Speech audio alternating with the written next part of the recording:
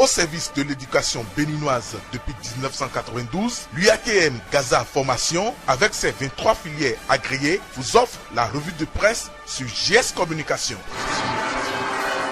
Ravi de vous savoir nombreux à nous suivre dans cette revue de presse. Mesdames, Messieurs, bonjour.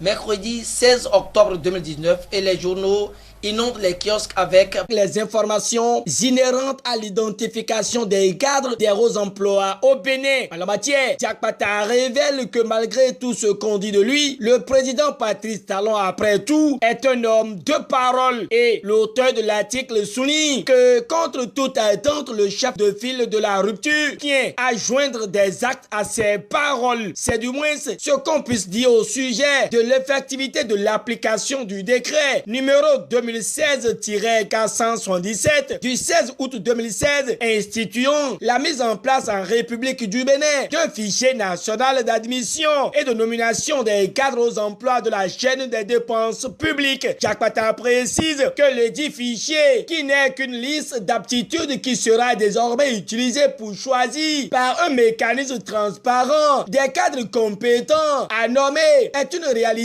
sous le président Patrice Talon qui lutte contre la politisation de l'administration. La nation confirme cette information et mentionne que la base de données des cadres à nommer à des postes de responsabilité dans la chaîne des dépenses publiques est effective. Plus précis, le matinal identifie les 57 premiers cadres sélectionnés et les différents postes administratifs pourvus. Ce que nous n'allons pas perdre de vue dans cette revue de presse, c'est les actualités relatives au dialogue politique, et le Béninois libéré nous abreuve de l'analyse d'un vétéran du Parlement, l'honorable Rachid Gbadamansi, puisque c'est de lui qu'il s'agit, a fait un décryptage du dialogue politique, puis sort les uns et les autres de l'amalgame qu'ils font autour de la politique, qui n'est ni pour les aventuriers, ni pour les acteurs de l'improvisation. Dépassant ses propos, libéré par le Béninois libéré, Libération informe toujours sur le dialogue politique qui s'est soldé par un rapport fait à l'unanimité des participants. Mais combien Topano a coûté pour son dialogue avec Talon, se demande Matin Libre avant de se pencher sur le cas du facilitateur Dorothée Sosa. En attendant les réponses, le pays émergent clarifie que la montagne a accouché d'une souris sans tête ni queue.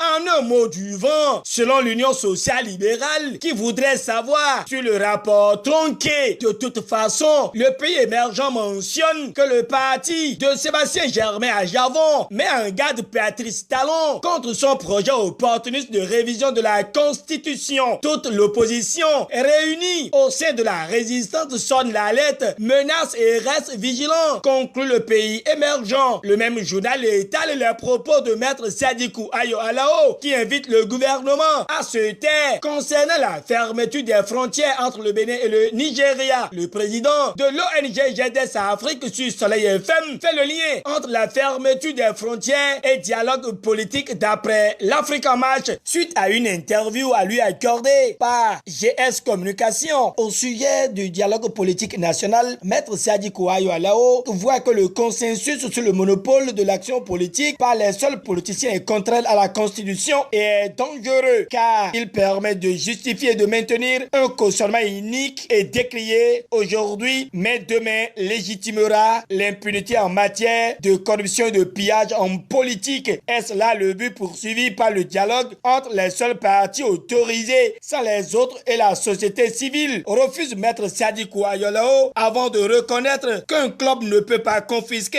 les pouvoirs constitutionnellement reconnus à tous les Béninois. De toute façon, il y a un prime à la bonne gouvernance au Bénin. Et Bénin Intelligent affiche en manchette que l'Allemagne encourage Patrice Talon avec 52 milliards pour l'agriculture, le numérique, l'eau et la bonne gouvernance. Rallonge Nord-Sud quotidien. Hier, les acteurs de troubles de confusion ont une fois encore agité la toile au sujet d'un test de popularité manqué à Tchaourou. Mais l'honorable Abdoulaye Gounou a vite fait de montrer la mauvaise foi des détracteurs qui tentaient de jeter de l'eau propre à son homologue Adam Bagoudou. Défi Info explique que Adam Bagoudou était bel et bien en terrain conquis et avait été accueilli hier à Tchaourou avec une liesse populaire. Terminons cette revue de presse avec Émergence Info qui nous rapporte que Mathias Kouanou d'Akpesossou poursuivent la mission du président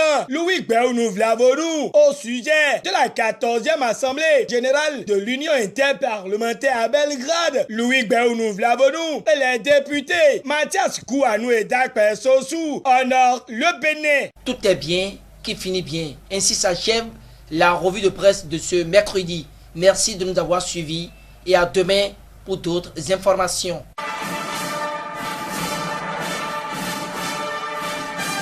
C'était la revue de presse en fait par l'UATM Gaza Formation sur GS Communication.